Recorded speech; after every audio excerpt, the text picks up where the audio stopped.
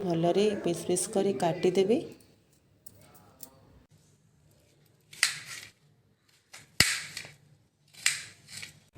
मु एहीपरी काकुड़ी को पिस पिस करी काटिकी रखिदेछि। ता मंजी गुड़ी को काढ़ी देछि। तो एबे आमे काकुड़ी को खटा तैयारी करिबा। तेल गोटे 2 चामच मु पकेइछि। सोरिष, जीरा, पानमधुरी, मेथी, सुखिला लंका, पियाज को ए भलिया काटिकी सजेकी रखिछि।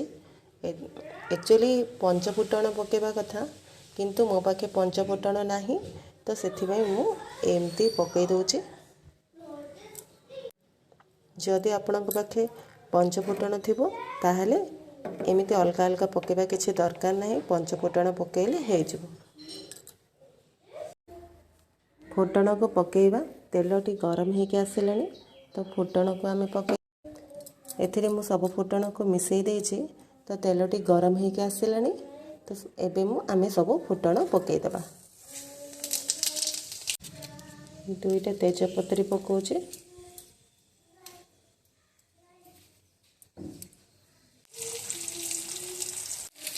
देखंतु धीरे धीरे पियाजटी लाल हेबा को आछे।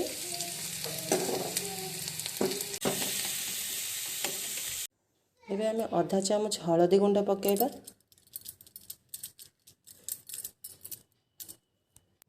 एवं 1 चामच लूण पकेइबा।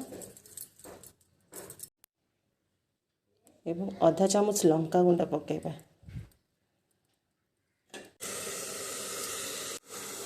गैस को सिम कर देबा।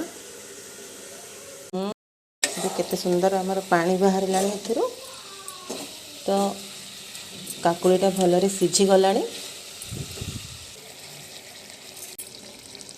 किछ समय घोड़े की रखिबा। पकई नथिली एबे पकई दउछि।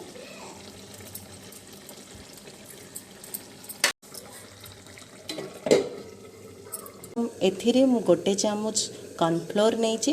कॉर्नफ्लोर को मु एमती पानी रे गोळेई देली। एथिरे आमे गोटे छोट ग्लास रे ग्लासटी पानी पकेबा।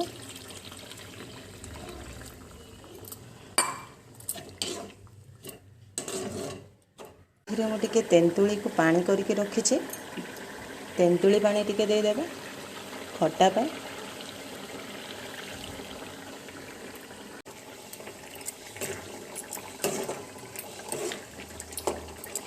यहाँ पर आमे गोळे रखिथिबा कॉर्नफ्लोर को एथिरे पकेबा।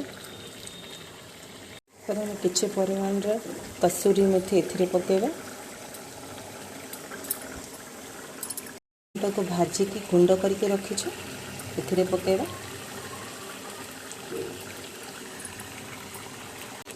एबे हमर काकुड़ी खटा प्रस्तुत होई सारिलानी। तो एबे आमे सर्व करिबा। वर्तमान आमर काकुड़ी खटा